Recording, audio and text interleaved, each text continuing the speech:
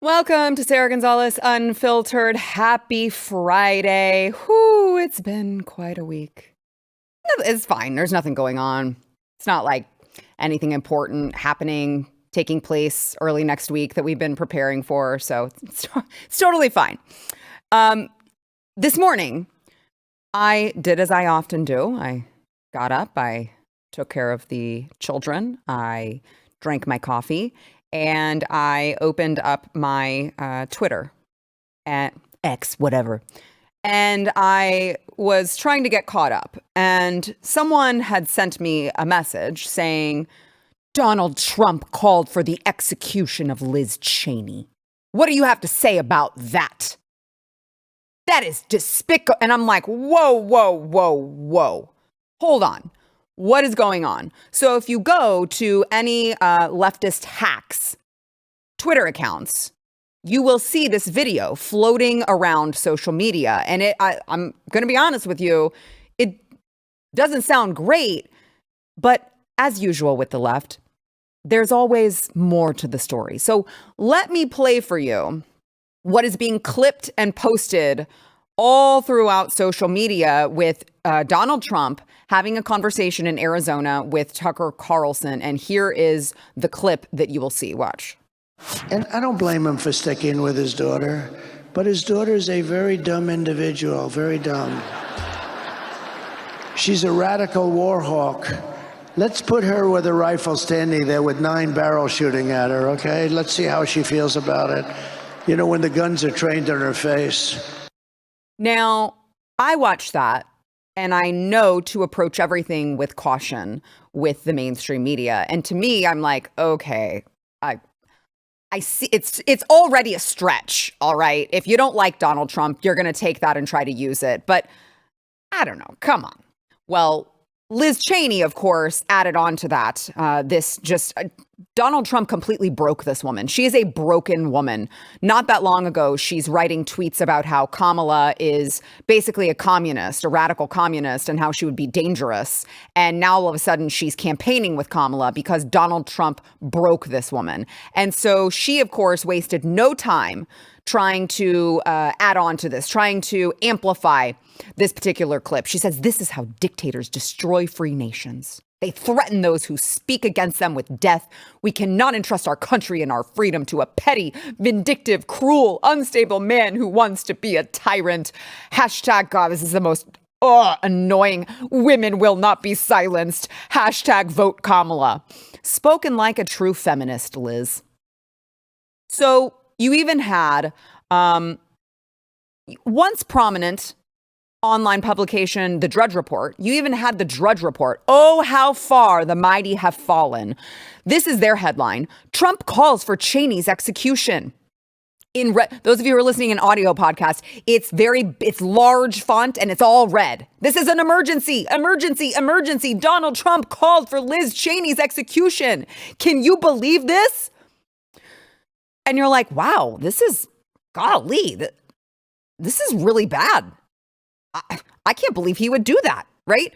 And you know that if you're watching CNN, MSNBC, NBC, any of these leftist hack stations, they are, of course, running wall-to-wall coverage of this because they're in panic mode and they're very, very scared.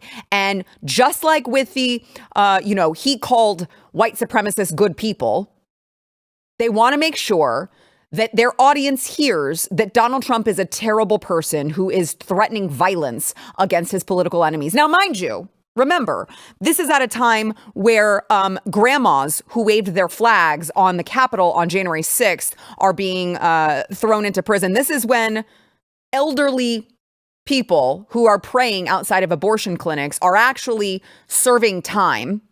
This is when they have waged 91 indictments against their political opponent. But they want to tell you that if Donald Trump gets into office, he's going to be vindictive and he's going to wage war and violence and punishment against his political opponents. Oh, okay. You're already doing that, guys. But here's MSNBC trying to fan the flames of this, faux outrage over what Donald Trump said. Watch. 4 days out from Election Day, and former President Donald Trump is escalating his violent rhetoric, suggesting one of his most prominent critics, the former Congresswoman Liz Cheney. No, she's not former president, dumbass. She's a radical war hawk. Let's put her with a rifle standing there with 9 barrels shooting at her, okay? Let's see how she feels about it. So the same clip that we already when saw. The guns are trained on her face. They're all war hawks when they're sitting in Washington in a nice building saying, oh, gee, let's send 10,000 troops right into the mouth of the enemy. Let's see how she feels when the guns are trained on her face. Oh, no. Let's sit with that for a moment. Oh, let's sit with it. Of course, violent rhetoric, it's not new for Trump. But this stark imagery represents an escalation at a tense moment when the country is on edge heading into Tuesday, with 7 in 10 Americans saying they feel anxious or frustrated about the election, according to a new AP poll. And it comes after Trump has raised the specter of using the U.S. military on Americans he calls the enemy within. I think the bigger problem is the enemy from within, not even the people that have come in and destroying our country. By the way, totally destroying our country. The towns, the villages, they're being inundated. But I don't think they're the problem in terms of election day. I think the bigger problem are the people from within. We have some very bad people. We have some sick people, radical left lunatics. It should be very easily handled by, if necessary, by National Guard, or if really necessary, by the military. Throughout the last nearly 10 years, with Trump on the national stage, she's so the public serious. Rhetoric has gotten darker and more violent with time. So dark and so violent. Now, I would say that calling half the country Nazis is a little dark. That's what I would say. Okay. But I want to play, of course, the full clip in context. This is what the mainstream media doesn't want you to see, okay? They're going to run wall-to-wall coverage of what you just saw. They're going to take a deceptively edited clip, doing the Kamala campaign's bidding, by the way, because that's where the clip came from, okay? They're going to give their in-kind contribution to the Kamala Harris campaign by playing wall-to-wall coverage of this deceptively edited clip, and they are going to hope and pray. Well, probably not pray, because they're not religious. They're from Satan. But they're probably going to hope that you don't actually see this full context of Donald Trump's statement. And I'm going to play it for you. And I want you to tell me, is this Donald Trump calling for the execution of Liz Cheney? And I don't blame him for sticking with his daughter, but his daughter is a very dumb individual, very dumb. She's a radical war hawk. Let's put her with a rifle standing there with 9 barrels shooting at her, okay? Let's see how she feels about it. When the guns are trained on her face. They're all war hawks when they're sitting in Washington in a nice building saying, oh, gee, let's send 10,000 troops right into the mouth of the enemy. But she's a stupid person. Was that calling for the execution of Liz Cheney? Was he calling for people to put guns in her face, at her head? No, he's pointing out a fact that actually very much resonates with, I think, a lot of the country, which is why they tried to deceptively edit it. The fact of the matter is, there is a faction of the Republicans and the Democrats, by the way, who want endless wars. They want global conflict. They are warmongers. They have no problem, to Trump's point, this is what he's saying, okay? They have no problem making policy that brings your children into war, your children into battle zones, that sends our children of this country off to die for endless wars, some of which should not be our fights to fight. Do you agree with that? Do you like that? The chances are you don't.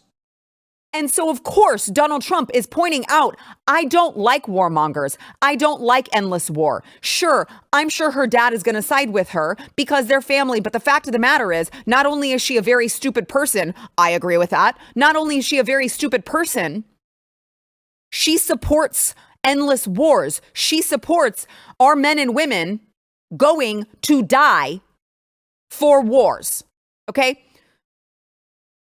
Let's see what if she would reconsider that if she were in their shoes, instead of making these decisions, signing something while being in her elitist bubble in Washington, D.C., is, of course, his point. But they can't handle that. You know why? Because they know that the majority of Americans are sick and tired of exactly what Donald Trump is talking about. We are sick of these warmongers. We are sick of our politicians not putting America first. And we know damn well the party that will perpetuate that. That's why Liz Cheney's championing Kamala Harris all of a sudden. She knows who the warmonger is going to be. Just look at how we're funding both sides of the Israel-Iran conflict. Just look at what's happening with Russia and Ukraine and how we're funding that. She knows. Liz Cheney is very aware of who the warmonger party is, who the warmonger candidate is. That's why she would back someone that she called a radical not that long ago. I mean, this is shameful. This is for a party that talks all about election interference, misinformation, disinformation. That's all that they want to talk about. I can't believe this right-wing misinformation. You tell me what the hell is misinformation anymore. You guys are running wall-to-wall coverage. You have the Drudge Report running this. Trump calls for Liz Cheney's execution. You guys should be absolutely ashamed of yourselves. That is disgusting. Trump calls for Cheney's execution. You guys deserve to lose your livelihoods. This is disgusting. This is an important election, and it's important that people have the facts. The problem is there is one party who only wants to deceive people into what's really going on and what's really being said. There is another party who is just constantly playing defense because the other side is constantly misrepresenting what we say. So take that clip, send it to everyone that you know, because now we have to run defense and explain to people, no, Donald Trump wasn't calling for Liz Cheney's head. Stop it. No, he wasn't. He was saying, do you want your children to be shipped off to war to possibly die? Do you appreciate endless wars and warmongers? If not, you have a decision to make on Tuesday. Make sure you make the right one.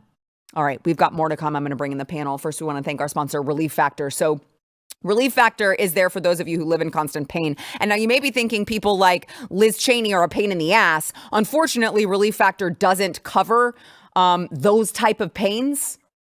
Well, actually, I haven't actually tried it for that. It might work. I don't know. But I will tell you this, 70% of the people who try this for everyday pain actually go on to keep ordering more. So the odds are in your favor. It might work for pains in the asses like Liz Cheney. I don't know, but it does work for your everyday pain, knee pain, neck pain, back pain, whatever the case may be. It's inflammation in your body that's causing it. And so if you can get rid of the inflammation, you're actually tackling the root cause of the problem. Try that 3-week quick start. It's $19.95. And like I said, 70% of the people who order that go on to keep ordering more. It's working for that many people. So they've also got a guarantee. You got nothing to lose except your pain. Go to relieffactor.com. Go get that 3-week quick start over at relieffactor.com.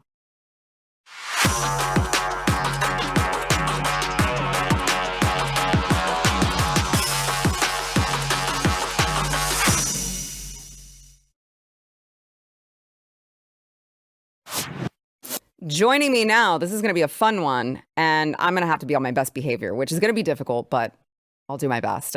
We've got Lieutenant Colonel Allen West in the House, of course, Dallas County GOP chair, along with Ryan Walters. It's your first time. He is the top superintendent of Oklahoma. He's the boss man of Oklahoma schools. And I'm glad that you're here. You've been here a couple times, but remote. Yeah, that's right. So it's nice to have you in town. In a wonderful studio, by the way. Thank you. I appreciate that. I tell Ryan whenever I talk to him about all of the awesome things that he's doing with Oklahoma schools, I'm like, so how can we steal you and bring you to Texas? Because we've still got some problems in Texas. A lot of problems with education in Texas. You know that very much so. I know that so much that I'm homeschooling my 7th grader, and it is not easy, but I'm not sending him back to those damn schools. So on the topic of this, all of these, the school system, not just in Oklahoma, not just in Texas, but nationwide, you've got border czar Kamala. She has this open borders policy that a lot of people don't always talk about how much it's crippling the school systems. We talk about the economy, we talk about housing, we talk about all of these other issues, we talk about crime, but the school system is being greatly affected by this policy as well. And I want to play JD Vance on this topic, on all of the illegals in Michigan. Watch. But the other thing that is crazy about the border is in the state of Michigan, I didn't know this statistic until today. There are 85,000 students in Michigan public schools who are the children of illegal aliens. 85,000. Now think about that. Think about what it does to a poor school teacher who's just trying to get by with what they have, is trying to educate their kids, and then you drop in a few dozen kids into that school, many of whom don't even speak English. Do you think that's good for the education of the American citizens? No, it's not. So what really bothers me is when Kamala Harris talks about the southern border, she talks about how we need to be compassionate to illegal aliens. And I think we're a great country. We can be compassionate, and we ought to be compassionate, but our compassion has to start with our fellow citizens, the people who deserve to be in the United States to begin with. So Ryan, what you just recently did was sent an invoice to Kamala for how much? $474 million. That's quite a bit of money. Yeah. Okay, so what is that? What was that invoice for? $474 million. That was for Oklahoma educating illegal immigrant children in our schools, because our border czar, Kamala Harris, has left the border wide open. Mm-hmm. And so the resources, again, Senator Vance said it well there, the classroom sizes are bulging, the resources are having to be relocated to make sure that they have access to those things. It's just been crazy on the schools to see the amount of illegal immigration coming into our classrooms. I mean, it's something that if we don't take care of during this election, I feel like we are forever changed, right? We will be permanently changed, because you're looking at places like Chicago and New York City, and these schools are having to just totally shut down to house these people. So American children can't even go to school. I mean, we can talk about the costs of teaching them, English as a second language so that they can actually learn and all of those things. But you have children who can't even learn, who live here right now legally and are citizens. That's wild to me, that we are talking about an election that they say is so close. And this is what they're doing. This is what the second in command, who is auditioning for first in command, is actually doing to our children right now. And look, that's right. I think the biggest threat to our students, to our families, to our country, our economy, everything is Kamala Harris. Yeah. I mean, the reality is, like you just laid out, we have kids in our schools, they can't read already. They're behind. We're trying desperately in Oklahoma to get them back on track. Well, now we have one district that is getting over 100 illegal immigrants into their school a week. So think about that. These are resources. These are teachers. These are teachers' assistants that are being shifted from these students that we're trying to catch back up, that are now having to be used to educate illegal immigrant children. It's outrageous. But again, if this election doesn't get President Trump back in the White House, this is one of these moments that forever changes America, where how do you ever get back on track at that point? Right. What about what's going on with this in Dallas County?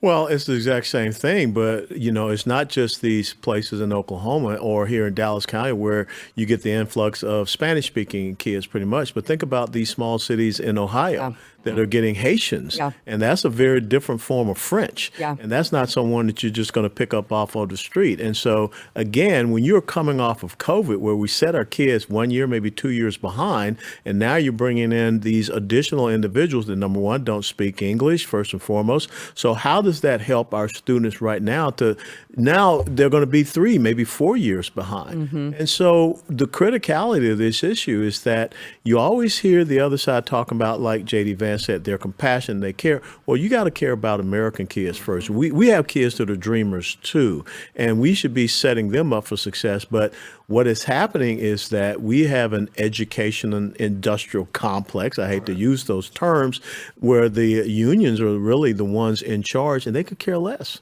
about the education of our children. Yeah, I mean, I just, what they did during COVID is just totally unforgivable to me, especially because, I mean, I polled my son, he was in third grade, I think. So once they went remote and everyone was kind of scrambling was like that year. And then the next year they were like, he has to wear a mask. I'm like, no, he's not. So I homeschooled him that year. And then I tried to put him back in school. And while homeschooling him this year, because I knew that the curriculum was not where it needed to be, I pull him and I'm like, oh, we just got him assessed. He's 2 years behind in math. Mm-hmm. And they said that they're seeing this everywhere because COVID. They lowered the expectations. So to your point, Alan, this is just compounding a problem that already exists. From here on out, it gets much, much worse when you're talking about all of this. Right. And think about what frauds the teachers' unions are, right? Yeah. I thought they were worried about classroom sizes. Yeah. I thought they were worried about the resources in our public school. Here you have illegal immigrants that are stretching all of these things thin. And where are they? No, they're open borders. They are lockstep with every Marxist policy of the Democrat Party. So they go, yeah, absolutely, we're for open borders. You're not hearing them speak out on the fentanyl pouring into our schools. Mm-hmm. We literally had the FBI come and arrest a terrorist inside our public school. We had a 17-year-old. The FBI comes in for a plot on Election Day in Oklahoma City who came in across through the immigration policy of Kamala Harris. Where's the teachers union concerned about the safety of the teachers and the kids? Of the you don't hear a thing because they are for open borders. They are lockstep with this party. And, we just had an arrest down in Houston, Texas, where a Trinidad member was going into middle schools to recruit kids. And so this, again, the second, third, and fourth order effects of this open border policy, how can you vote for someone like that, first of all, doesn't even believe in the sovereignty of your country, but is willing to put your kids in these type of harmful situations? I'd like to correct you. I was told by the mainstream media that those Venezuelan gangs don't actually, that's not a thing. Well, that's also, what they told me. and you're weak and you're unintelligent too, according to Mark Cuban. That's also, I did find that out yesterday. I'm not even black, according to Joe Biden. So we need to go to re-education camp. That's true. That's true. Or according to some, you are black, but you're just a black white supremacist. Yes, I am. And a Nazi. Yeah. Isn't that strange? Isn't that incredible? What a country we live in. Yep. Yeah. I mean, so how do you guys feel? I asked you this off air, but I'm going to ask you on air. How do you feel about Tuesday? I mean, I don't. Smart guy go first. Well, let me preface it with this. Going into Tuesday, I'm going to try my best not to make it sound very dark, like I hear from MSNBC and CNN and all of these hacks where they try to say, this could be the end of democracy and all this. Well, first of all, we don't have a democracy, so get your facts right. I actually ask him, because he's the superintendent in Oklahoma. Do we have a democracy, sir? We have a constitutional republic. Thank you. Listen, I'm not the expert, so I wanted to ask him. So they amp up the language. Yeah. But you see this and you're like, but this really is the most important election of our lifetime. I hate that they've used that phrase so many times before. We are at a precipice right now. And so I don't want to overstate it, but I also don't want to understate. This is a really big freaking deal. And I'm really, really concerned for my kids and their future. And so there's a lot at stake. The polls that I'm seeing are, again, I know I keep saying don't really trust the polls, but also you have nothing else to look at except the polls. So you do have to take them into consideration. And it's very worrying to me that there are so many people who are taking these polls saying, yes, I'm going to vote for a communist. It's a little concerning to me. Well, and look, I have a lot of confidence going into Tuesday. I think President Trump has really sealed the deal here with these last few months, especially. I mean, I hear the stories of people that say, listen, I mean, it's clear. It's more clear now than ever. And I hope that resonates with people to go and get motivated to go vote, because we know what the Democrats will be up to next Tuesday. And so you've got to stay vigilant to get everyone out to the polls. But I think the president has done an unbelievable job of illustrating the clear contrast. We see where Kamala Harris has brought the country. We see where President Trump had the country. Again, all the issues we laid out about illegal immigration earlier in the show. I didn't see any of this in Oklahoma schools under President Trump. We saw a dramatic turnaround in illegal immigration, a dramatic increase in safety into our country and our state, our schools. And now we've seen the exact opposite. So I think the contrast has been made crystal clear. I think the Trump campaign has done a tremendous job of finishing the sale to the American people. Yeah. And I think Joe Biden has helped a couple different ways just recently with, his commentary on this. I was like, keep trotting Joe out, please. I appreciate any kind of commentary he wants to give. First thing is, I think that Kamala Harris really did seal the fate of her own campaign when she was on CNN, Dana Bash, and she said, my values haven't changed. Okay, check mark. Then she goes on The View, and Sunny Hostin asks, is there anything different that you would do from this Biden administration? She said, I can't think of anything that I would do different. I have no regrets. Point. Check mark number 2. Then the other thing, you look at trends in polls. You go back and look at Trump versus Biden. Biden was up by, 7 or 8 points at this time. Pretty close race, and some people will say, well, it wasn't that close. And then you go back to Hillary Clinton. She was up 5 to 6 points, and she ended up losing. Trump always under polls. So if you're saying that you're, neck and neck with Trump, that chances are you may be 8 to 9 points, behind.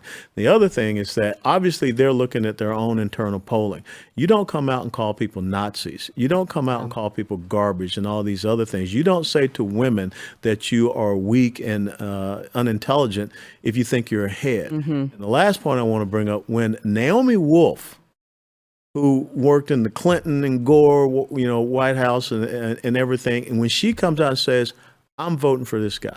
When Robert F. Kennedy Jr. says, I'm with this guy. When Tulsi Gabbard, who was on the stage 4 years ago as a candidate for the Democrat presidential nomination, is now a definitive Republican saying, I'm with this guy.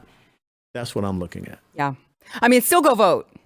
Like, go freaking vote, okay? Run up the score. Yeah, exactly. And to your point, Alan, let's add to it what I just talked about, which was, of course, them trying to act like Donald Trump just called for Liz Cheney's execution. That is not a secure party, right? That is not a party who thinks that they are going to win handily. That is a party who is in panic mode and is totally desperate and grasping at straws. All right, y'all stick with me. We're going to take a break. We'll be right back. But I want to thank our sponsor this segment, Flying Aces. So here's what you need. Thank you, my Vanna White. Here's what you need, or Vano. Should it be Vano? Okay. Manna White. Oh, I love that. So Flying Aces is what you need to get you through election night. So the first thing you need is, of course, Blaze TV, because you got to watch our election coverage. The second thing you need is whiskey, because it's going to be a long one. Okay. We drink this at my house. It's delicious. They've got a ton of different flavors. They've got like peach, blackberry, caramel corn. It's all really, really good. Or if you just want straight whiskey, I got you covered. Okay, so what Flying Ace does is they're so great because they're partnering with Folds of Honor, and they are providing scholarships for families of America's fallen. So when you are buying this whiskey, you are actually supporting a good cause. That's a win-win for me, okay? You can go to flyingacespirits.com, use promo code America for free shipping. Make sure you stock up. It's going to be a bumpy ride, but we're going to get there together. Flyingacespirits.com, promo code America.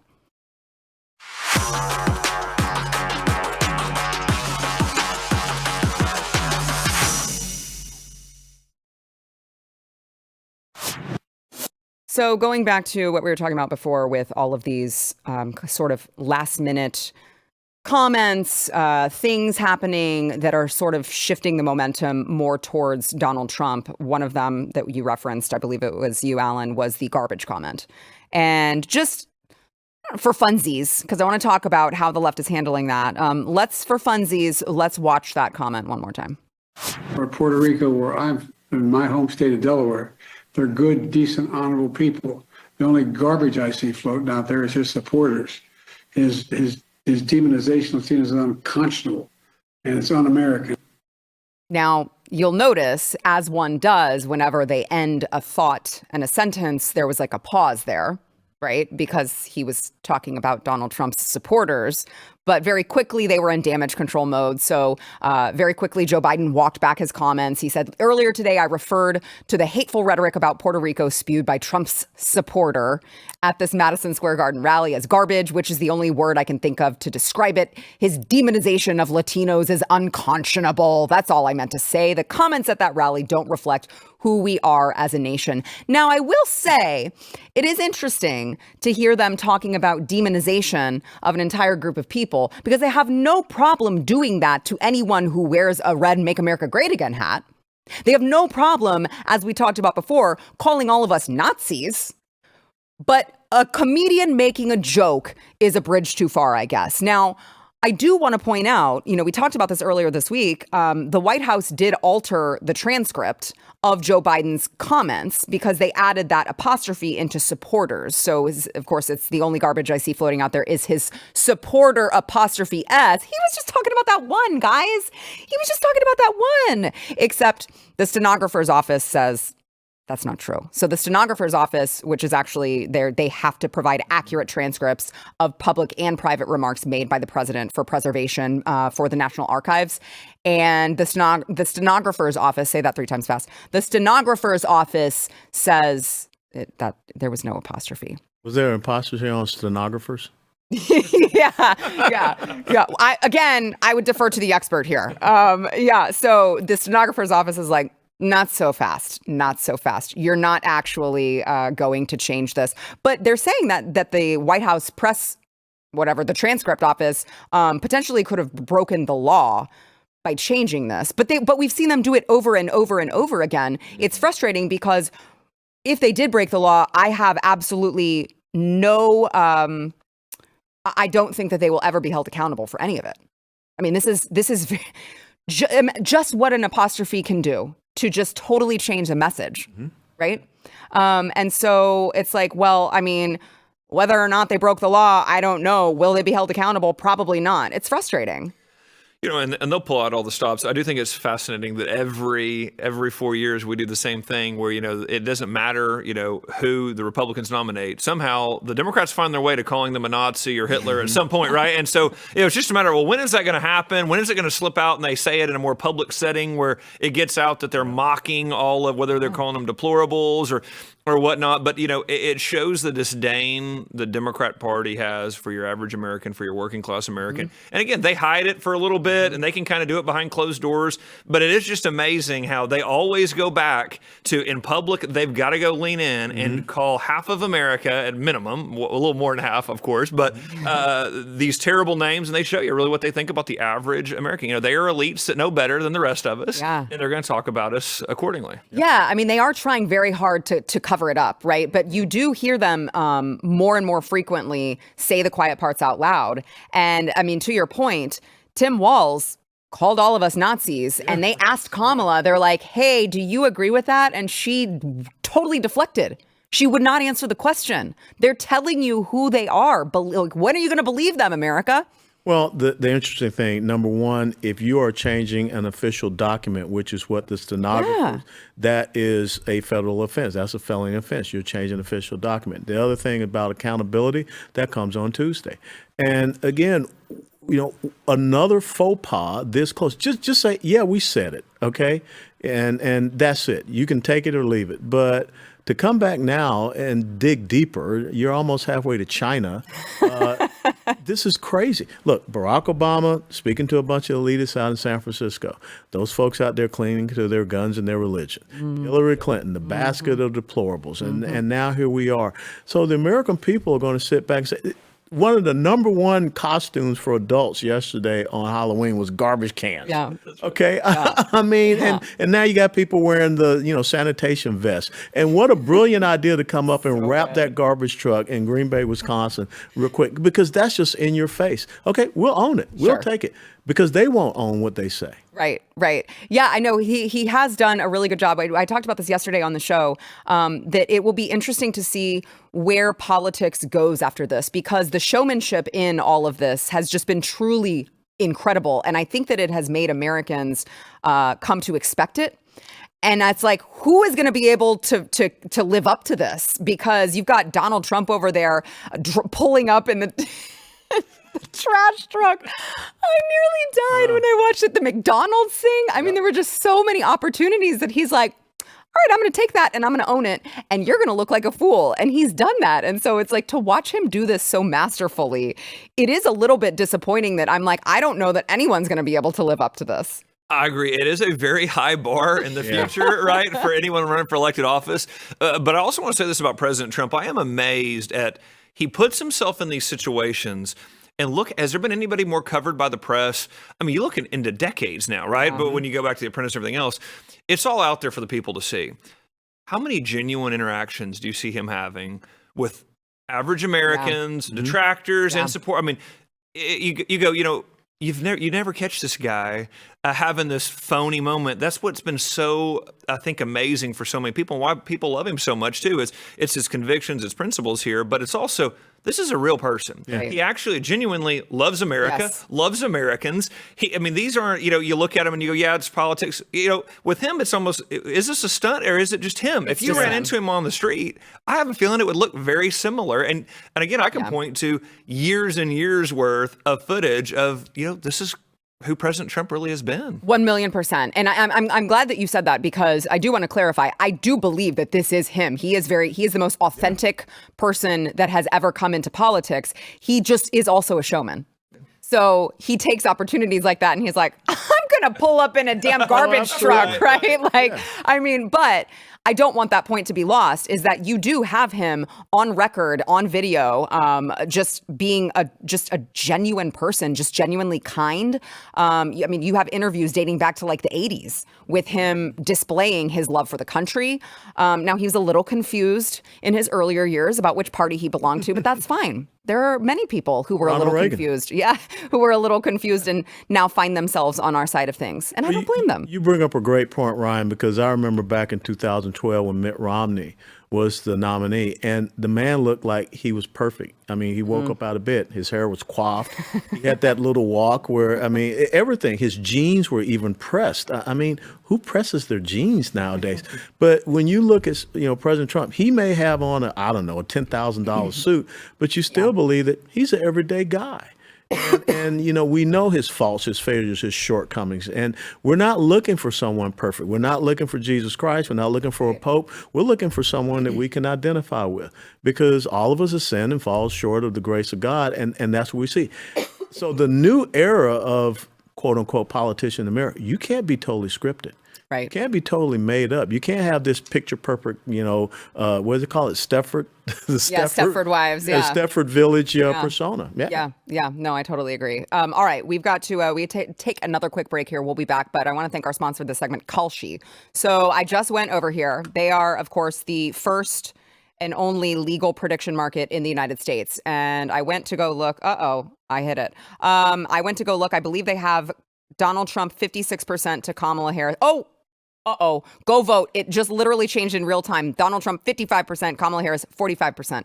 Just a reminder to go vote, okay? She just gained a point in real time. So if you guys want to put your money where your mouth is, Kalshi can allow you to do that. As I said, it is legal. And they have election markets right now for free. So you can go over there right now, put your money where your mouth is, place your bet on Donald Trump, and they're going to give you a $20 cash bonus. They're going to give you a Kalshi credit after your first trade. Join today by going to Kalshi.com/Sarah. That is Kalshi.com/Sarah.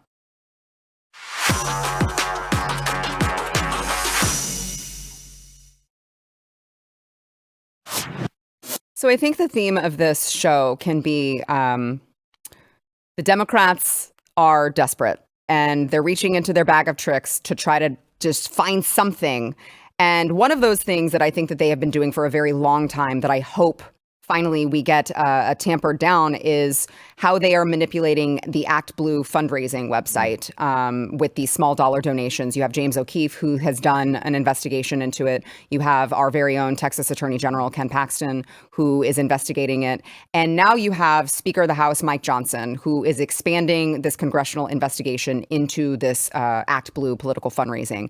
And lawmakers are now saying that they have hundreds, I would argue, however many they have, there are far more that they haven't found. They say suspicious activity reports for possible money laundering tied to, of course, the Democrat Party's ActBlue. Now, the very scary part is that now they are subpoenaing ActBlue for records saying that they have evidence suggesting that China, Iran, Russia, and Venezuela may be abusing the platform by the same thing that Paxton and James O'Keefe is saying, which is they're breaking down the donations into smaller gifts. They're making it look like it's all these just regular American citizens. But when you actually go through and look at the numbers, you got James O'Keefe showing up to a woman's house who, if you add up all the numbers, it's like $18,000 of donations. You show up to this tiny 1-bedroom, and he's like, hey, did you donate all this? She's like, nope.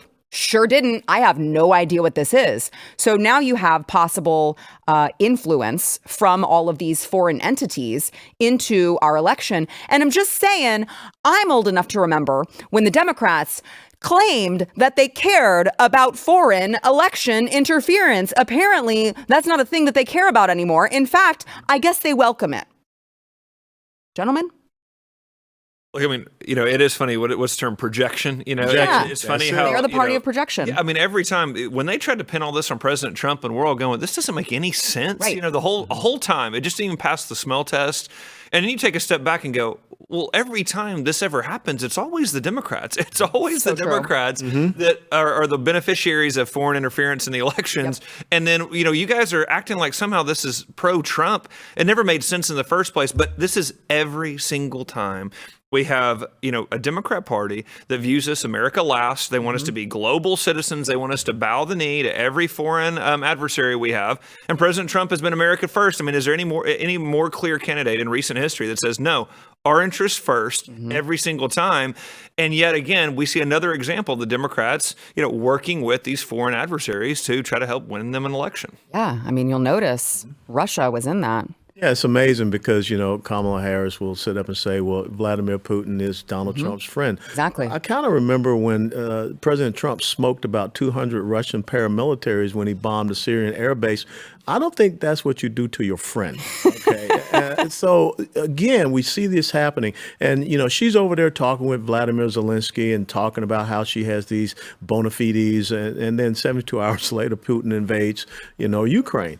But what really chapped my tail the most was that they took an Air Force C-17 plane and they flew Vladimir Zelensky all the way over to Pennsylvania to do a campaign event.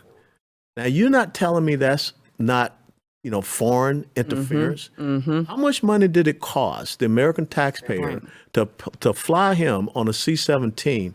And I wonder if that plane could have been used for maybe some troops who could have flown back free on leave or vacation or something like that. Yeah. So it is not just the use of these small dollar donors that you have articulated, but it's also the use of our resources through our military and what have you to prop up these countries. And I think, again, it comes back to folks. I was just in Western North Carolina.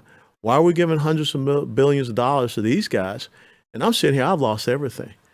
A family of 11 completely wiped out in a mudslide. Right. People that sit around, no food, no water, but yet we're flying Zelensky on a C-17, but we can't fly food and water to Americans. Yeah. That's why he will win strongly. Yeah. Your lips to God's ears, sir. By the way, I just would like to point out China, Iran, they're not necessarily they're not our friends, right? I would call them not allies. So the fact that they want the Democrats to win should tell you everything that you need to know about the modern day Democrat Party. All right, we've got to take one more quick break, but I want to remind you guys to join us on election night. It's going to be a long one, guys, but you're going to tune in. You're going to be watching, so you might as well watch with us, okay? Because we're going to give you our own analysis, but also you don't want to hear CNN blah, blah, blah, blah, blah, blah about how you're a Nazi and a racist and all these things. Just listen to us. You can go to blazeelection.com/Sarah. This is our biggest sale ever, $40 off a subscription, blazeelection.com/Sarah.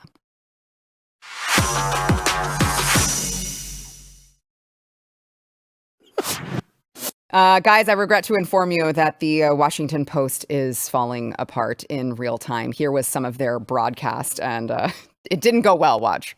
Is it me, or does it seem like this week Donald Trump is laying the groundwork for contesting the election by complaining that cheating was taking place in Pennsylvania by suing Bucks County for alleged irregularities. And this is on top of his continual assertion that if he loses, it's because of cheating. Yeah, that's what he's been laying the groundwork for this, just not in the last week, but in the last umpty-ump months. No election can be fair unless in Donald Trump's mind, unless Donald Trump wins it. And I think we are going to see him both rev up his supporters to contest elections outside of courtrooms and go to every courtroom he can in America where it's relevant to make whatever arguments he can, no matter how far-fetched. We saw Jonathan, I've got last time, but Hugh Hewitt's not having it. It may not work. That may not happen this time. And now I'll let you go. Do people actually watch this? Well, I've just got to say, we're news people, even though we're at the opinion section. It's got to be reported.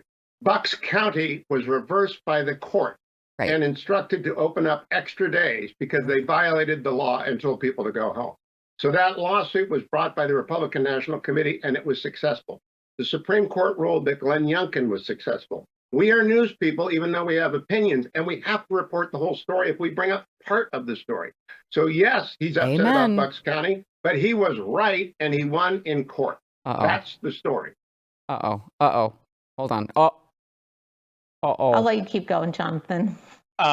No, I don't appreciate being lectured about reporting when, Hugh, many times you come here saying lots of things that aren't. I won't come back, Jonathan. I'm done. I'm done. This is the most unfair election ad I have ever been a part of. You guys are working. That's fine. I'm done. So, Ruth, you wrote a column this week ending with this line, and actually, I think this is perfect. Do you? We're going to put it on the screen. You wrote, "You want to know the stakes of this election? Not only democracy, look, they're trying so hard, but decency." So hard. Talk more about that, Ruth. Please talk more about that. Okay, I'm collecting myself. Oh, no. Oh, gosh. Now she's frozen. Oh, Ruth froze. Ruth is frozen. So hang in there, everyone. We're going to see if we can try to get Ruth back. All right. No, we're good. That's it. That was perfect. That was perfect. Oh, gosh. Couldn't happen to a more deserving group of people over there at the Washington Post. Reminds me of the song that our kids sing, "The wheels on the bus are falling off, falling off, falling off. Couldn't happen better to a bunch of jerks. Yay, yay, yay." I mean, they're like, "Oh my gosh, Donald Trump is setting this up to contest the election results. He's winning in court, dummies." I told you guys I'd be on good behavior for you. I mean, I don't know what's worse. I mean, is the coverage worse or is it more boring? I mean, is it more slanted? That's what at first I can tell. Is Hugh Hewitt, is he just trying to save him by saying something remotely interesting or accurate here? But what are we going to ever do without the Washington Post? I mean, if they continue to go over I just don't know how we're going to. I mean, that's true. Well, I do enjoy making fun of them, so I would miss that. But that is a great point. That's probably Hugh Hewitt walking off set, probably got them more views and attention than that stream has ever gotten, because I have no idea who those people are, and I don't really care to know. I just know that was a snooze fest. All three people watching were just, so shocked by that moment. Yeah, we have watched it more now than anybody else has. Yeah, you're welcome, Washington Post. All right, guys, this has been a blast. Thank you so much. Of course, Lieutenant Colonel Alan West, Ryan Walters, thank you guys for being here. We've got a big show on Monday. We'll see you then.